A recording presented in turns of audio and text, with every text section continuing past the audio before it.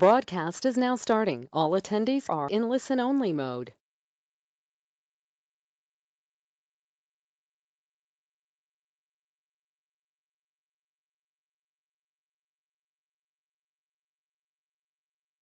Good morning, everybody, and welcome to our webinars, our continued webinar series, our fall webinar series. And actually, this is the first one of the fall of 2019. And we're excited about today because today's webinar is about the renewal process and the keys to success with the renewal process. That's the name of our webinar today. One of the things that we're excited about as well is this webinar idea came from you. It came from people that have participated in webinars before, and they've given us feedback, and they have said, hey, let's talk about renewals. So that's what we're here to talk about today. This is our first time doing this webinar. Just under 100 people on the call today, so lots of people that are interested for sure. So we're excited about it. What is an annual renewal? And I'm not talking about group insurance or employee benefits or anything, but it's just an annual renewal. It's parties agree to a certain price and set conditions for a certain period of time. It's as simple as that. It's a point in time where parties agree to price and conditions. And generally speaking, included in those conditions is a time period. So when we're talking about an annual renewal of benefits, we're talking about setting the price and the conditions on a go-forward basis for a period of time. But it's important to note that benefit plans have an awful lot of moving parts. So when we look at the renewal of an employee benefit program and try to talk about this within an hour's time frame, we're really limiting ourselves. So really what we want to do today is just sort of go over some highlights of this process. So the question is really, where do we start?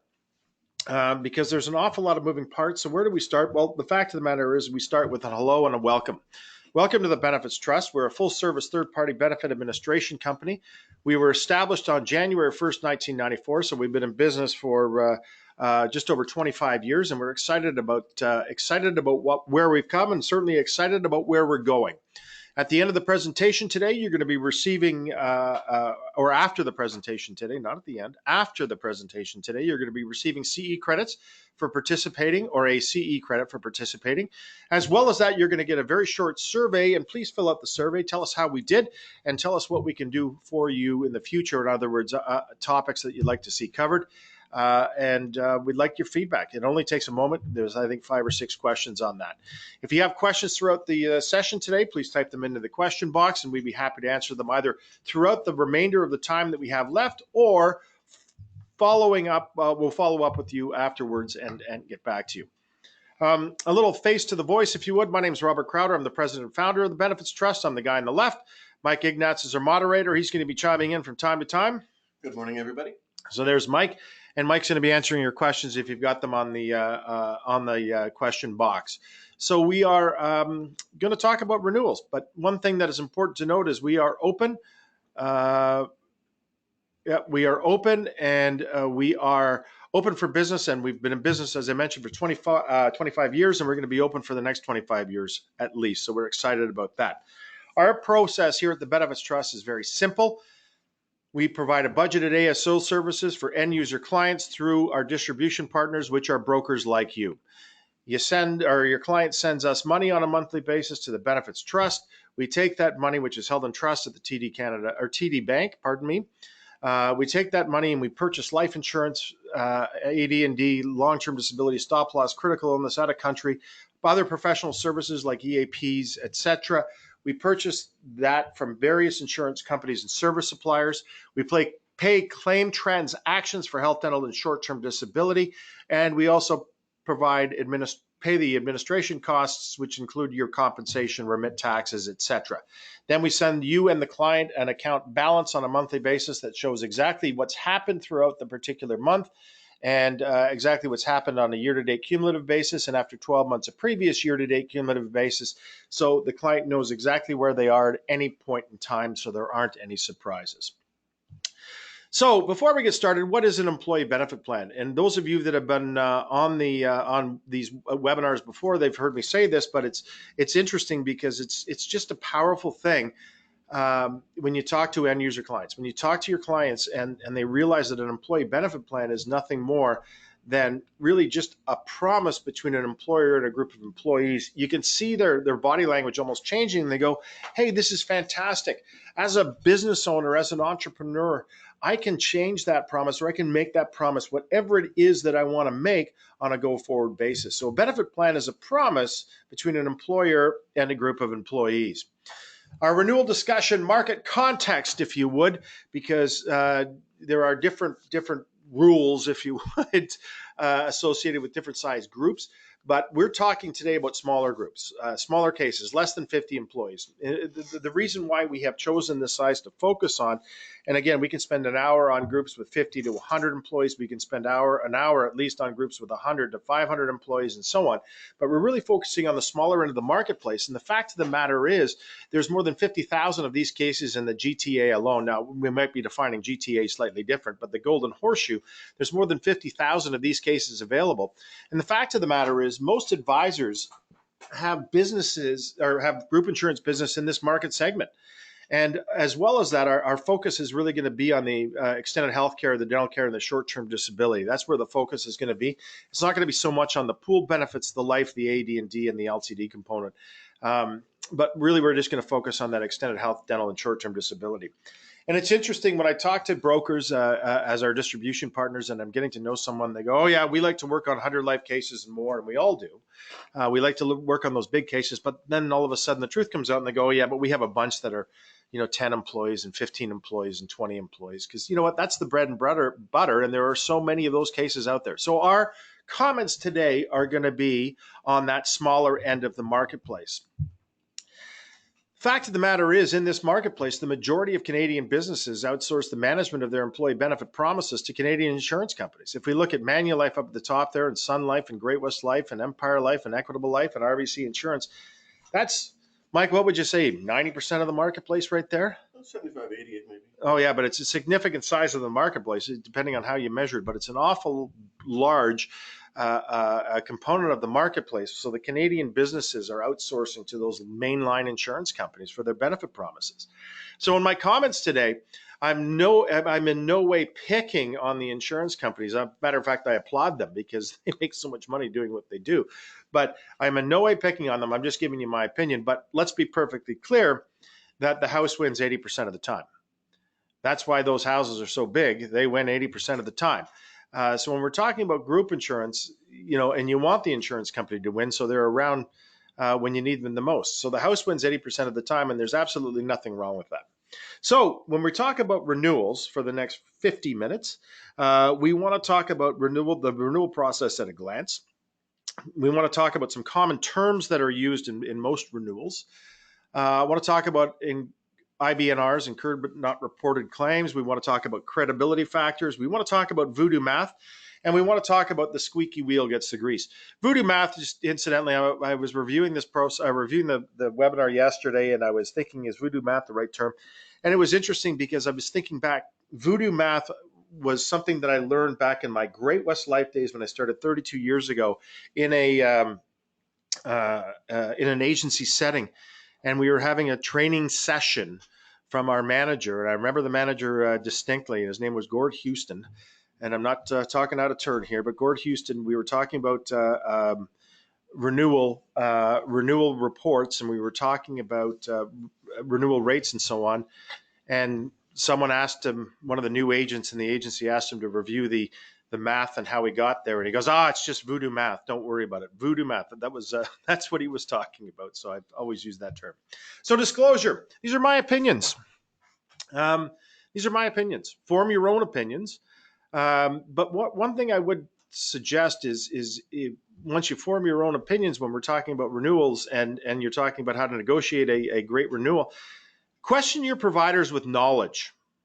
That's something that's important because we get a lot of questions from time to time. We get a lot of questions on our renewals, and which are great. But if they come from a place of knowledge, that's fantastic. If you're just begging, it comes across as begging. And the other thing is present your renewal findings to your clients in a clear, concise manner, and do so on your letterhead. This is my disclosure, in my opinion. So, the renewal process at a glance. The first key, the renewal process at a glance. A renewal is nothing more than a snapshot at a point in time. and what I always like to say, and I want to say this right off the top, is tie that point in time to your client's calendar, not the insurer's calendar. And what I mean by that, and it's interesting, I when I'm with brokers and we're talking to clients, and I love asking the question, what is your budgeting process? When is your year end, your corporate year end? When would it be best to have a renewal? And they kind of look at me and they go, well, our renewal is July 1st, for example, but our corporate year end is April 1st, or sorry, February 20 or March 31st, or whatever the date is, March 31st. So it never comes at the right time. The renewal, our budgets are already set and so on. So why don't we just tie that renewal process or that renewal time into something that makes sense in your calendar, Mr. Client, not necessarily the insurers or whatever the insurers arbitrarily set. So a renewal is just a snapshot at a point in time. You've got a couple of people that are involved in the renewal process. You as the advisor, the client, and the insurance company, but you can control that renewal time and make it work for your client. So that's something to keep in mind. And it's a great discussion to have with your end user client, saying, when is your budgeting process and when does it make sense to have your renewal? Yes, in fact, you might have a very short 1 year or a very short period of time or a longer period of time, depending on what the insurer is willing to move the renewal to. However, have it tied in with your clients. So when you look at a renewal, the insurance company really look at what's changed during that period of time. What's changed is the population changes, the demographics changes, the group got older, as the group got younger. You've hired a bunch of old people, you've fired a bunch of old people, you've hired a bunch of young people. Corporate risk profile, you went from being, the company went from being accountants to being flight instructors for a parachute school.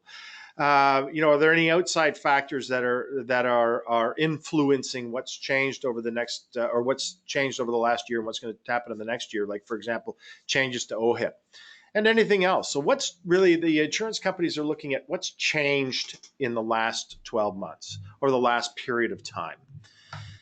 They also look at what has happened. So there's a difference between what's changed and what has happened. Have there been any catastrophic claims? Are they ongoing, or are they one time, or are they reoccurring? Well, what's the circumstance with these catastrophic claims? And catastrophic claims are generally on the health side, and specifically, not always, but often on the drug side.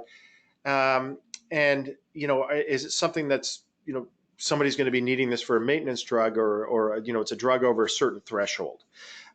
So again, how catastrophic is defined is different from contract to contract, but it's important to understand what's catastrophic and what's not.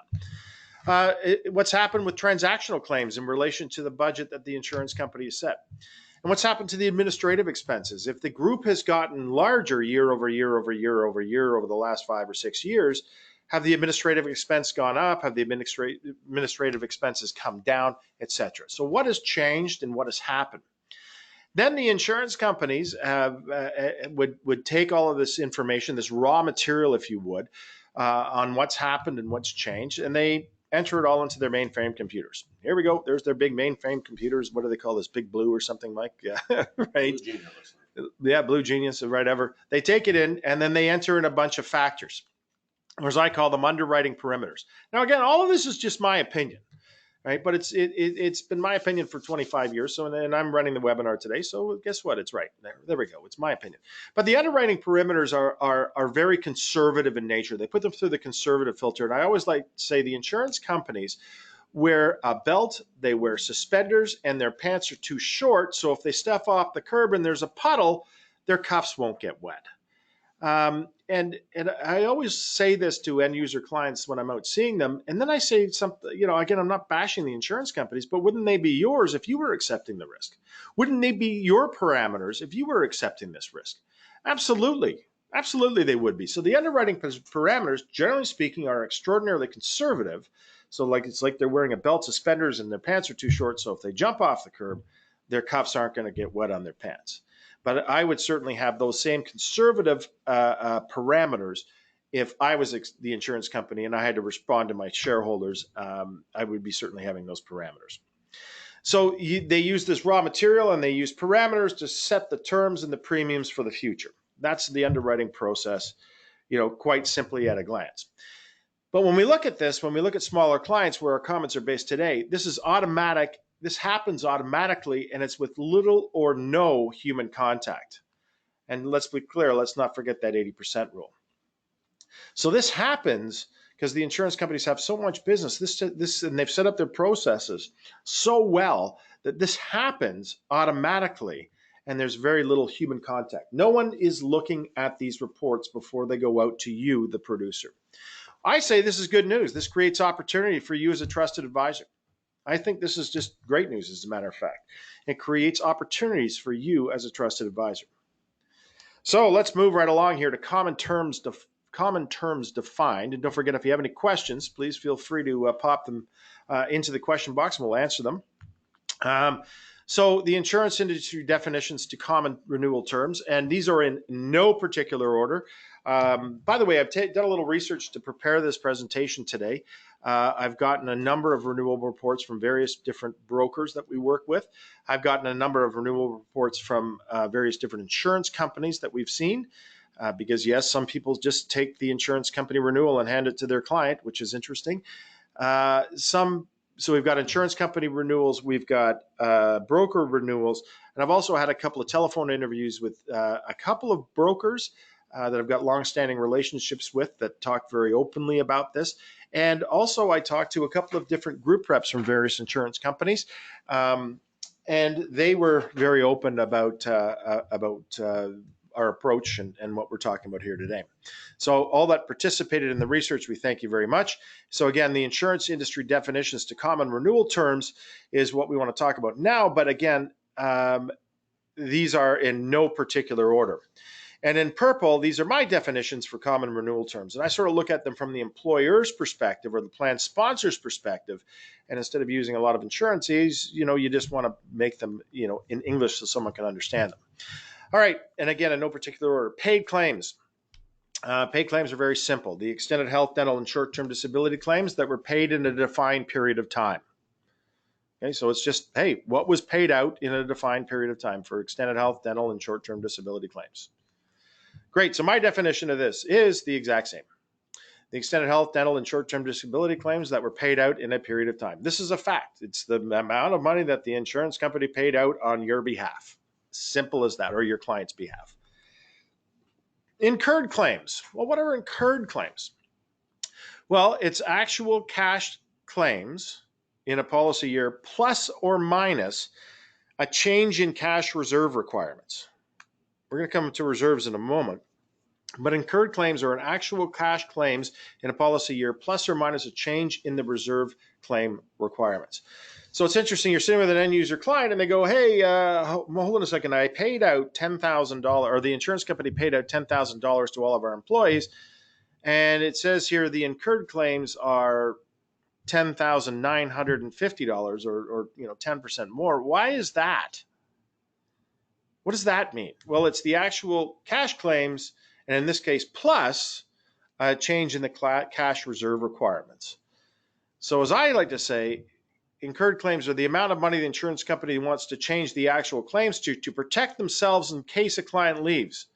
Most of the time, you have no idea what's sitting in the reserves. And again, we're talking about these smaller clients.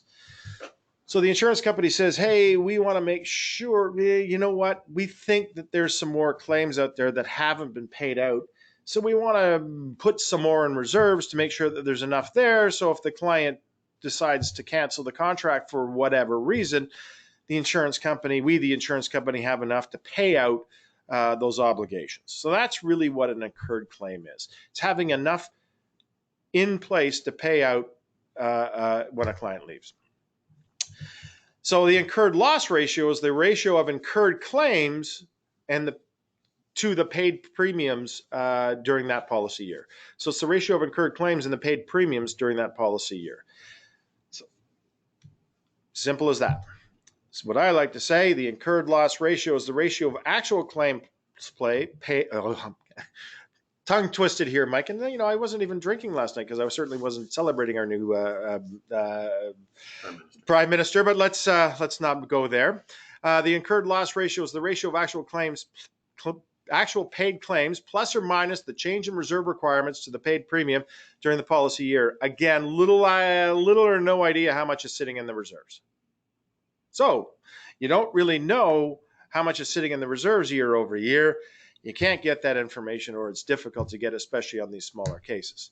So again, the incurred loss ratio is that ratio between the paid claims, or sorry, the actual claims plus or minus the change in reserve requirements compared to the premiums that they paid in the last year. All right, simple as that, straightforward. Here's where it gets interesting, in my opinion. Incurred but not reported, IBNR. It's a common term used in most renewals, if not all renewals, and this is a reserve that the insurer holds for when a plan sponsor cancels the plan to pay all contractually required runoff claims.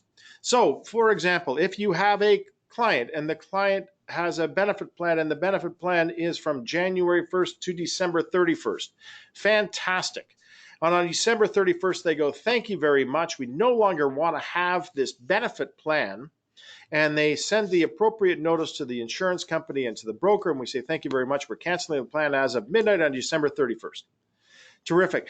The insurance company, as we all know, is on the hook for any claims that happen before December 31st. So they want to build up a reserve to make sure that there's enough money there to pay for those claims, because if somebody goes to the dentist on December 31st and then the plan is canceled and the claim is submitted on January 2nd, the insurance company is responsible for paying that claim. So they want to make sure, the insurance company wants to make sure that they have enough money to pay those claims.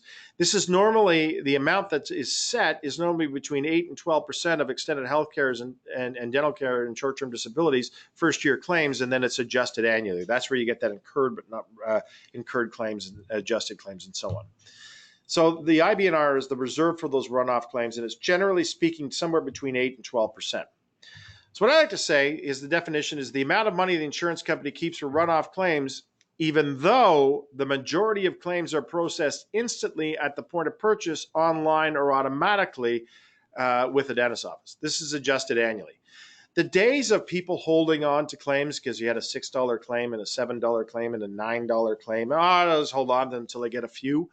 The days of people holding on to claims are few and far. They're gone. It's something of the past. People want to touch paper once. Or matter of fact, they don't even want to touch paper, do they, Mike? Not really. No. They want to use an app that is on their smartphone. They want to process the claim instantly, or it's done at the point of purchase with the drug company, with the drug card, and the druggist at the store, or the dentist office is just saying, hey, we're going to send in this claim right away. It's $300. We're going to send it into the insurance company right away, and we're going to get the money back. And if you owe us any money, we're going to ask you for that later. Or you're downloading, you're downloading the claim online, and you're doing it automatically because it's really simple to do.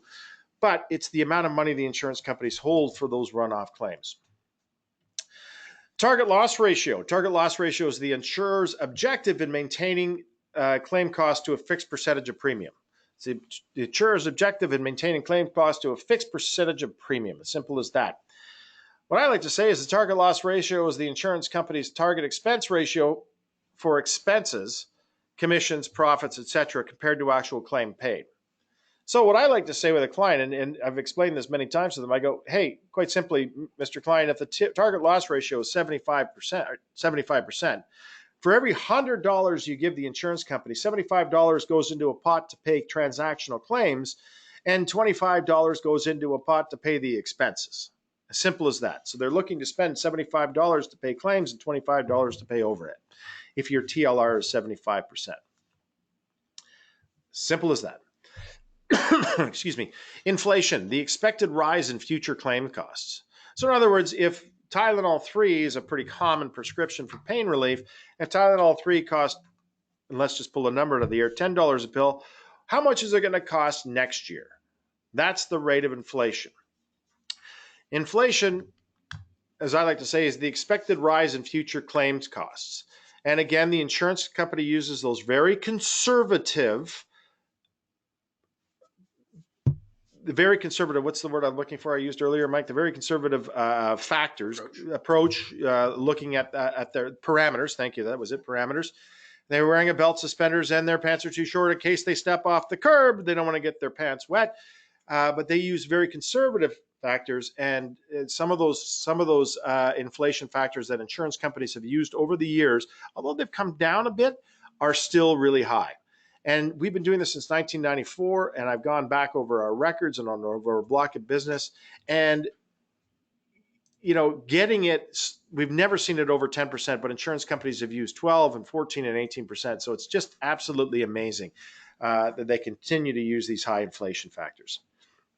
Trend. As I like to say, the future increase or decrease in the frequency of claims, aging workforce or changing workforce. So, for example, if all of a sudden the workforce goes way up in age, the average age, there may be an idea from the insurance company to increase the trend because they're going to have more claims, or they're going to increase the trend because of technology advances because it's easier to claim. But they're keeping the same IBNRs where they are, but we're going to come back to that in a moment. But they're saying, hey, because of the increase in technological advances or increase in public awareness, we're going to use a larger trend factor because people are going to claim more. As simple as that. And I agree. I agree with this. The future increase or decrease is due to the frequency of claims, an aging workforce, changes in OHIP, technology advances, public awareness. One thing that we are going to see is we're going to see an increase in my opinion, we're going to see an increase in mental health claims. And in that category, we are going to see that strictly because of what's going on in the world today and the awareness. So I think you're going to see trend factors over the next couple of years continue to be high in your renewals.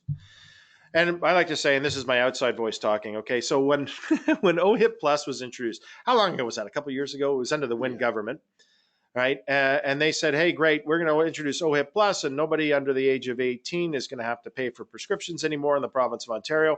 And the insurance company says, well, we don't think this is going to be a significant reduction to claims, so let's just sort of keep the EHC rates where they are for the time being and see what happens.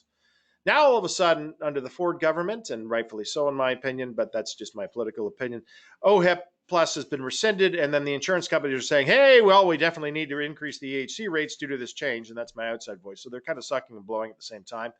But, you're never going to get anybody to admit to that. But that's, again, my outside voice talking, and it's my webinar. Credibility factor. The percentage of credibility, sorry, I'm missing that word there, Mike, behind that. The percentage of credibility of actual claims paid in, hold on a second. Can you just move that? Yeah.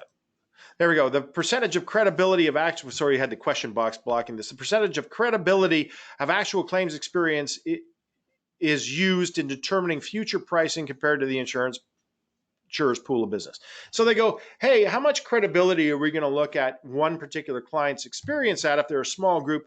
But, if we've got the insurer's pool trending in such a way, how much credibility are we going to put to their actual claims experience? And the credibility factor, the definition that I have is exactly the same, but I've got some more comments to follow in a few moments. So those are some of the common terms that are used with respect to renewals. But here's where we sort of get into a meat and potatoes of this is a couple of thoughts on incurred but not reported reserves. And I want to talk about credibility factors as well, and then some techniques on how we can get through this. Well, incurred but not reported, that really has not changed much in the last 30 years, right? 8 to 12% is what the insurance company wants to hold in reserves for 1 month of claim. Simple as that. So as I like to say, and as a friend of mine pointed out to me, he goes, Rob, it's just like, how I explain it to clients, and this is a broker, he goes, it's just like, 1 month's rent. You got to pay your first and last month's rent when you rent an apartment. You got to pay it up front. And the insurance company builds up these reserves, and usually in year 1 or year 1 and 2, but they've got sort of 8 to 12% on hold, at least that's what they tell you. They've got 8 to 12% on hold for future claim or future runoff claims. All right. Oh, there we go. Something happened here, Mike. I can't. Try again. Oh, there we go. But whenever you question them on this, the majority of claims are done at the point of purchase. They're automatic, they're electronic, and the fact of the matter is, most of the claims are material today. Anywhere where you're not using an automatic purchase through a drug card or electronic transfer through a dental office, right? And let's just be clear, in the GTA, the majority of dental claims are still assigned, right?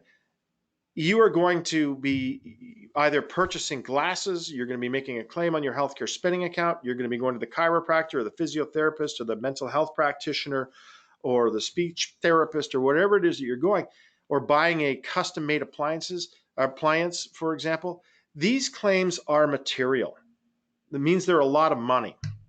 Generally speaking, we don't see too many claims, Mike, under $100. Right? And a claim over $100 or around $100 or more is material to most people. Most people spend every nickel they have, and if they can get that $100 back to use for other things like paying for groceries or transportation or rent or their mortgage, they want that money back. So the majority of claims are done at the point of purchase, automatic, electronic, and material. Most employees don't hang on to claims. So is the IBNR overinflated? And the answer from every single broker that I talked to said absolutely it's overinflated. And the group reps that I spoke to as well said, yeah, we believe it's overinflated. But doesn't really matter. This is the gist of it. It doesn't really matter. The IBNR is not negotiable between you and the insurance company. So what? I'm sitting here going, so what? It's not negotiable. The insurance company sets the rate. You can't go to your group rep and jump up and down and scream and say it's you've got to reduce this because of this particular one group. They're not going to listen to you. They might give you some lip service, but they're not going to listen to you because you know what? The group rep is not going to be able to go to Winnipeg or go to Kingston or go to Waterloo and talk to the underwriting department and have them change their ways over a 12 life case or over a 15 life case. It doesn't really matter. And this is where I get frustrated when I'm talking about renewals with brokers and with insurance companies to a great extent, because it doesn't really matter. There's nothing you can do about it, and it just drives me crazy. A couple of thoughts on the credibility factor. If the case is small, few employees, often the credibility factor is low, say 50%. So you got a 10 life case or a 15 life case. Fabulous. You got a 15 life case. They're spending $3,000 a person. Nice premium in there, nice commissions, a growing business. Awesome. But they say, hey, the credibility factor is 50%. Future client prices are influenced by the trend of the insurance pool. So they're going to say, hey, you've had good experience in relation to your budget, but you know what? We got to give you an increase because the pool says we need to give you an increase. The pool is not doing so well, or the pool is, we just think this is an anomaly that you've had so few claims, but really we got to look at the whole pool that the insurance company is looking at the pool. So they're giving 50% credibility to the client's actual claims and 50% credibility to the pool's claims. So where's the problem? In my opinion, credibility factors are applied to the advantage of the insurance company to help raise prices. Simple as that, right? The insurer's pool numbers are never disclosed, nor are the factors associated with it determined on what pool the client is being compared to. Is the pool a hot tub? Is the pool a backyard pool? Is the pool a giant resort swimming pool in Mexico? So what? You don't have any choice in the matter. They never give you information on how the pool is doing. There may be a seminar once a year, a roadshow once a year that the insurance companies do, and they may refer to it, our pool is running, but you never know. You never know. So all of a sudden they're taking 50%, using that 50% factor of credibility. The insurance company is saying, hey, we're going to compare that 50% to something that you've got no interest in, and we're not going to give you any details on. So half of the cost in this example, you can't determine whether it's appropriate or not, because they're not going to give you any of the values behind it. And again, we're talking about small cases. So the fact of the matter is, or in my opinion, I shouldn't say the fact of the matter is, in my opinion, most of the terms and supporting numbers are used to the advantage of the insurance company. And there's not much we can do about them. There's really not much we can do about them. So when we go to, and we're chugging along here real quick, but when we go to the voodoo math renewal, or voodoo renewal math, pardon me, and again, that was a term used by Gord Houston at Great West Life many years ago, and it's sort of stuck with me. The fact of the matter is the math adds up and it balances all the time. Have you ever seen a renewal that doesn't balance? And Dave Patcher, if he's on the call, he'll say, yes, I do, but I love Dave. And by the way, if anybody's not a member of CGIB, you should be. Look into it. But anyways, the math adds up and it balances all the time. They might change the factors, right? But the math adds up and it balances all the time. And the fact of the matter is, we as producers, as advisors, as group reps, as MGAs, have extraordinarily very little control at the end of the day over it. And I mean real control. They've got very little control over the end of the day. You know, you can jump up and down and you can scream all you want, but they're not going to. The insurance company is not going to change their IBNR factor. They're not going to change their their inflation factor or their trend factor. They're not going to change anything that makes a difference in what makes sense in your opinion. All right. Your group rep, so I'm saying you as the advisor have very little control. Your group rep has little or no control. They really don't. And again, we're talking about the smaller end of the marketplace. The group rep has very little control. And your group MGA really has little or no control either. So it's interesting. The group MGA marketplace is something that's relatively new, really taken off in the last few years. But it really ultimately has little or no control either. And in talking to group reps about it, that's what they're saying as well. They're just saying, hey, because I was asking this question specifically, and they may control large blocks of business, but they have really little or no control for these smaller cases. There's often a term used in a renewal that wasn't defined, but it's an actuarial adjustment. And as I like to say, it's a catch-all phrase included in renewal reports that's really not just linked to anything specific, but it's a negotiating room that you or they may have. They just put an actuarial adjustment. No one can define what an actuarial adjustment is, even actuaries. If you put two actuaries in a room, they'll have different definitions of what an actuarial adjustment is. It's a factor that they put into, hey, we just need more money. Let's put an actuarial adjustment in. Simple as that. Or we need to change this to make it work, to fit into the box. Here's the actuarial adjustment. Or depending on the broker, depending on the relationship, depending on the time, they're just going to put an actuarial adjustment. But this is really just some area of negotiating room that you may have. But as I like to say, it's time wasting. It's really time wasting. It's time wasting from your end. It's time wasting from your group reps end. It's time wasting from the group MGA's end. But as I like to say, it's the renewal dance. It's the renewal dance that has to happen. It has to happen on an ongoing basis. And, most people don't really want to spend time during the day dancing. They want to save that for the weekends when they go out with their friends, right? This is just a time-wasting exercise in a lot of cases. So what's the point? Well, the point is, it's interesting. One thing the client does know, and Mike and I have a disagreement on this, but one thing the client does know is how much they paid in premiums compared to how much their group claimed. They may be looking at their renewal report that you provide to them in a number of different ways, but one thing they know is they go, hold on a second, I paid $10,000 for health and dental, and I claimed $5,000 last year. Why are my costs going up?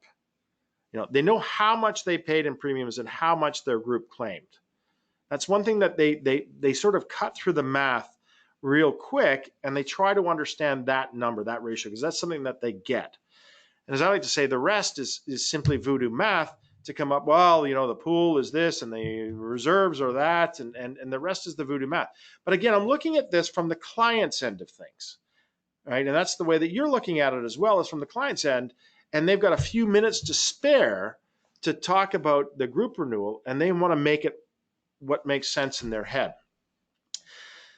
So you're trying to explain to them, yes, we have very little factors that determine, we have very little influence over the factors that determine the price, Mr. Client. Yes, I know you paid $10,000 and we claim $6,000 or $5,000, but the price is going up and we've got very few factors that determine that price. So what can we really do? This is where we sort of get into the bulk of this, is what can we really do as advisors, and what can we really do to help our clients have appropriate renewals? Well, the squeaky wheel gets the grease. The squeaky wheel gets the grease. And I shouldn't say the squeaky wheel gets the grease. I should say the squeaky wheel gets the grease. It's a question. And I disagree. And this is interesting. This is, I won't say what some of the group reps were saying when I was talking to them about this, but I was asking them, does the squeaky wheel get the grease, right? And Oh my God. That was one of them was a 10-minute rant. There was one complete run-on sentence from one of the group reps. And it was just a 10-minute without any punctuation in it at all, and just went on and on and on and on and on. And the answer is I disagree. I've always thought this way. I've always worked this way, but the squeaky wheel doesn't necessarily get the grease. I've had a number of brokers say to me very recently when I was putting this presentation together, but a number of brokers over the years saying, whether it be at CGIB meetings or whatever the case may be, but they say you have to fight on every renewal, quote unquote. You have to fight on every renewal.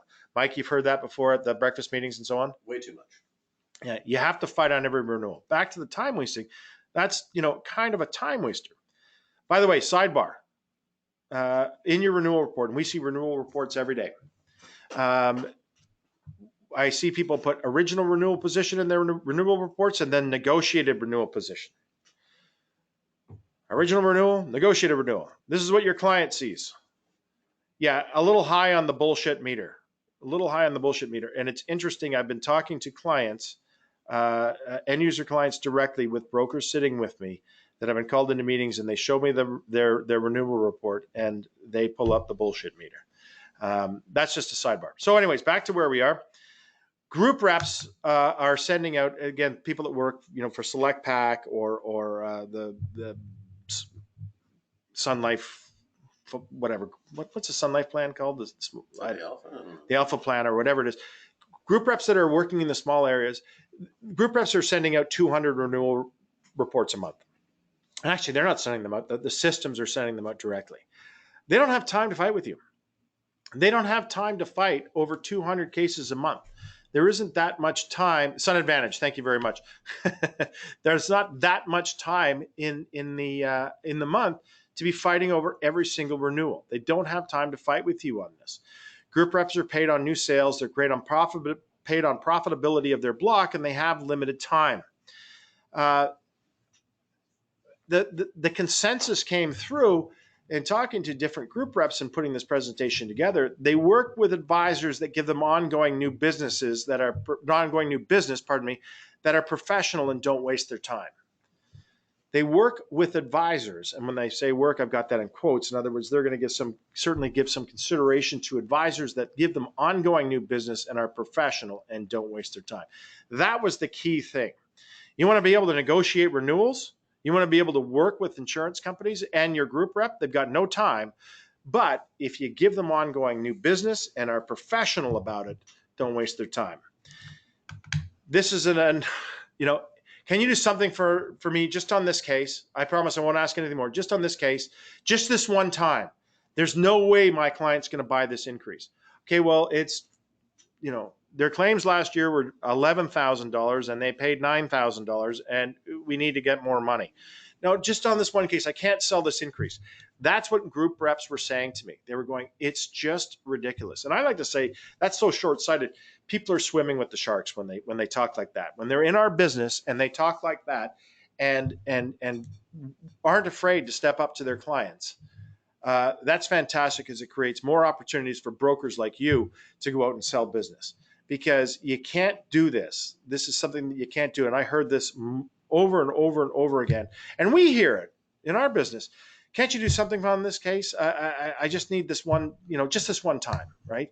You got to deal with them, the group reps, professionally, and you've got to give them business, as simple as that. And you got to give the insurance companies business. Many brokers now work with group MGAs to negotiate the best deal they can, or they shop to market. As I mentioned, the MGA marketplace is relatively new. There's a couple of great group MGAs out there. And is this an advantage or disadvantage? And the fact of the matter is the jury's still out, but I think there's significantly more advantages than disadvantages. That's just my personal opinion, and others that I've talked to agree. Others that I've talked to that I respect greatly agree with this. But the jury's still out, because I'm waiting to see, and what I'm hesitant on, and why I'm saying the jury's still out a bit, is I'm waiting to see how the insurance companies react over time. They're very slow to react, and it's only been really a couple of years where the group MGAs are starting to get large volumes of business, and I'm just waiting to see what happens as a result of it. So that's why I'm saying the jury's still out. So if an advisor has little or no influence on price, what can we do? If an advisor has little or no influence on price, what is it that we can do? Well, top secret, guess what? Your client's problem is not the plight. Your client's biggest problem is not the price of their benefit plan. This is important to know. It's not their biggest problem. Matter of fact, they probably don't even think about it. They don't even think about it on a day-to-day basis like you and I do. They don't think about it for 30 days after you get their renewal in from the insurance company, and then you fight with the group rep or the insurance company, or fight about the actuarial adjustment, fight about something to try to get the rates down, and then put together a fancy report that says, here's my negotiated renewal price and here's the original price and look how good I am. Wahoo, the client doesn't care. The client's biggest problem is not the price of their benefit plan. The client's biggest problem is an unknown financial surprise in the business. Simple as that. It's an unknown financial surprise in their business. So we operate a business here called the Benefits Trust. We've got 30 employees, a couple of offices, many $1 million a year in revenue. And the biggest problem that I have is running this business is that unknown surprise around the corner. I don't want to be hit with a $100,000 bill somewhere. I don't want to be hit with a significant increase in my photocopying costs that have all of a sudden doubled in price. We have photocopiers that are slash printers here. I don't want to be, guess what? It's now 10 cents a page instead of 5 cents a page, and my costs are going to go up by $30,000 a year. So the client's biggest problem is that unknown financial surprise, right? It's an unknown financial surprise. So when we're looking at benefits, it's kind of interesting. And again, from the client's perspective, a financial surprise can be they're grossly underpaying. They're grossly underpaying because someone got them the greatest deal in the world, and this results in a large increase in costs. Or they're grossly overpaying, and it results in a decrease in costs, or keeping something flat, or keeping their premiums flat. The client looks at this and goes, oh my God, I don't want significant changes. Thank you very much for, saving me a whole pile of money, but now I got a 50% increase or a 100% increase. Or, geez, there's no increase, or I've got a 10% decrease. Geez, what they're thinking is, how much did I overpay? That's a financial surprise, right? That's a financial surprise. They paid too much or they paid too little, and the change is too big, right? And that's what makes them grumpy. And that's what makes them think about you differently as an advisor, because they go, are you really doing the job? So a successful business owner, they want to stay away from those financial surprises. Focus on plan design, risk analysis, create a meaningful dashboard financial experience claims reports, and eliminate these financial surprises. Create and maintain an administrator's checklist, and so the day-to-day plan administration runs smoothly. When you think about that, and Mike, we do adding value webinar. I think we're going to be doing that later on this month. Yep. Come and check out the adding value webinar, because that's where we're really going with this. Is it's not about the renewal report, because you got very little influence. It's about adding value and focusing on plan design, risk analysis, and creating those meaningful dashboard financial experience claim reports to eliminate those financial surprises, right? If the client has the correct plan design, understands the risk, and it's priced well, they understand that there's money in, that there's money out, and it's priced well, and it is formed throughout the year on claims versus premiums, and the plan runs smoothly from an administrative perspective. Are you ever going to be embarrassed from a cheap one-time Charlie quote? Absolutely not. They're not going to think about the price of their benefit plan. If they know they have the correct plan design, because you've done your job well as an advisor, they understand the risk associated with their plan. It's priced well, and you're confirming that on an annual basis in a way that they understand. They're informed throughout the year on their budget compared to their claims versus their premiums, their budget, in other words. And the plan is running smoothly from an administrative perspective because you've implemented Dave Patriarch's CGIB administrative checklist. Yeah, guess what? Somebody's going to walk in the door because they've hired somebody new, and I got a guy, and they're going to come in with a quote that's 10% less from an insurance company, and they're not going to worry about it. They're not going to worry about it. Why they change to get that one-time Charlie quote is because they don't understand their benefit plan. If your job at the renewal time is to have worry about things that you've got control over and have them understand the cost of their benefit plan, work with them, and add the value so there aren't any surprises. Little tip as we're running out of time here. The Benefits Trust, we make it easier for you to add real value. This is the only commercial that we've got in this webinar. Well, the whole thing's a commercial. Let's be, it is what it is. But, what's a valuable tool that you have in your toolbox? Here's a Swiss Army knife with just about everything that you could possibly get. But, what's a valuable tool that you have in your toolbox? And what our brokers that we work with closely say, the most valuable tool that you guys provide, and it's just awesome, is this monthly financial statement. Here's a sample financial statement that here's one that we've been using since 2013. It hasn't changed. But this is just a statement that we send out every single month to you, the producer, and to the end user client. This is how much they paid us in this month, $7,201.21. It's based on the billing statement that we provided to them in the month of December. So for their life in AD&D, their premiums are $224.83, and so on. They gave us $7,201.21.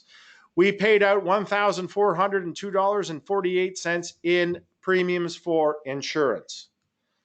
We paid out $4,109.32 in transactional claims. And we paid out $970.32 in plan operation costs, which includes your commissions. The client has a balance in this case of $719.09, year-to-date balance of $2,306.48, and after the previous 12 months, they had a $7,400 deficit in their account. The client knows exactly where they stand at every single point in time, right? Every single point in time, they know exactly where they stand. At the Benefits Trust, we offer complete transparent pricing, monthly ASO experience financial statements. You know exactly where you are at any point in time. And that's sent to both the client and yourself. Yeah, sent to both the client and yourself. And it's interesting because, as I like to say, since you have no control over the pricing factors that happen in these discussions, I took an approach 25 years ago to build this business because with a budgeted ASO plan, the pricing is transparent and you're never going to have these discussions again. Renewals take 10 minutes. Renewals take 10 minutes. I want to see one of our legacy clients. We started this business on January 1st, 1994. On 2001, we had a revelation. In 2001, we had a revelation that we are no longer going to sell direct, and we were going to work with brokers like yourself. And I went to see this particular client of ours that we've had since 2000 or before 2001 when we changed to deal with brokers. So this is one of our old legacy clients. So I've been dealing with this gentleman for years and years and years.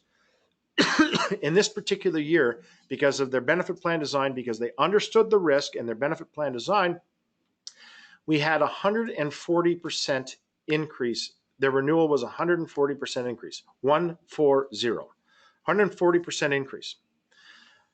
I wasn't worried about it one single itsy bitsy bit. The client wasn't worried about it either because he knew what was going to be happening. We had been doing business together for years. He saw the financial statement. I went in and saw him. We shot the breeze for 50 minutes. And the last 10 minutes of the meeting we had, he goes, all right, so we owe you some money. And I go, yeah, so our math is done in this fashion. We are looking for a deficit recovery component. And he goes, yeah, that's reasonable. We're good. Let's move on. Took 10 minutes. 10 minutes because there weren't any surprises. If you walk into a client's place and they aren't expecting a surprise, you've sent them nothing over the year, or the broker sent them nothing over the year, the advisor sent them nothing over the year, and it says, hey, we need a 140% increase, they're going to throw you out on your ass. Right? Simple as that. I've never been involved in a renewal in 25 years where I've had a problem. Never once been involved in a renewal in 25 years where we've had a problem. Why? Because we communicate on an ongoing basis. We spent 55 minutes together. Renewals are a snapshot at a point in time. Let's keep that in mind. Renewals are just a snapshot at a point in time. The smaller the client, the less influence you have over price and the less meaningful information you will get regarding the details of the pricing. The smaller the client, the less influence you will have over the price, the less meaningful information you will get regarding the details of the pricing, right? One thing I want you to check year over year. Check year over year, the pricing factors are the same, or the same the same, what's the word, formulas and the same assumptions, because you might be surprised. And that's where I'd go to the insurance company and group reps and say, why is this different? Why have you changed the credibility factor when the Why have you changed the credibility factor when the population hasn't changed? So it's if you go to them with knowledge, you're going to have more value, or you're going to be more valuable in their eyes. As well as that, the more business, and this is where it gets critical, the more business you give your group insurance company, the group rep, the MGA or group MGA or the TPA, the better your service response rate will be and the value added you will get. And your renewals will be good. They'll work with you and your renewals will be good. Air Canada's figured it out. Here's an important frequent traveler there in the Maple Leaf Lounge. It's beautiful in there in Terminal 2 or Terminal 1 or whatever it is. It's fantastic in there versus sitting in the regular traveler's lounge where it's crowded and people are coughing and hacking and wheezing. Yeah, you know what? Insurance companies look at you the same way. The more business you give them, the better off your response is going to be. As simple as that. If you don't have a lot of business, you should be dealing with an MGA, in my opinion. So the fact of the matter is, people do business with people that are in business. Clients do business with people that are in business. They do business with the brokers and advisors that are in business. And guess what? Insurance companies really like to do business with brokers that are in the benefits business. They don't dabble in it. They don't put their big toe in it. They're in the benefits business and approach it from a business perspective. And that's what we have to do. Transparent opportunities exists, and more clients are looking into these options. Clients are smart. Without a doubt, clients are smart. They run a business. They run a widget polishing business, and they are smart. They get it. They understand it, right? They understand how much, and the smaller clients certainly understand how much money goes into the insurance company and how much money they get out for the health, dental, and short-term disability claims. And the only thing they're measuring is that reasonable? And if it's not reasonable, you better have some answers. Clients are smart. We encourage you to visit thebenefitstrust.com. A lot of valuable information in there. Please go on the Advisor Resource Center. There's videos on there. There's tools on there that you can use. Lots of great stuff. We've also got other webinars coming up in the next couple of months as we start this fall series. So thank you very much. We want to take this opportunity to thank you for the last hour that we've spent together. And let's talk about it. We're going to be here. Mike and I are going to be here. You can email us and reach out to us. You can give us a jingle on the phone. We're open. We're open for business. As I mentioned, at the very shortly, you're going to be receiving a CE credit for participating. Just over 100 people on the call right now, which is awesome. You're going to be signed up for a Trusted Advisor newsletter. Comes out once a month. We blog frequently. We've got 150 plus blogs on our website right now in the Advisor Resource section, and you can search them by subject. So it's awesome. And we'd love to talk to you if you've got any ideas, thoughts, questions. And if I'm wrong, if you think I'm off base on something, give me a call. I'd love to learn more today than I know already. So please give us a call on this. As well as that, I know we've got a new webinar coming up on association plan marketing. Really excited. I think that's next Tuesday, Mike. I think so, yes. Yeah, next Tuesday. So make sure you sign up for that. I know it's going to be a well-attended affair. Sign up for it. Thanks for your time. It's 11 o'clock. We've spent an hour together. And have a great day and enjoy selling group insurance. Thanks for your time. Bye for now.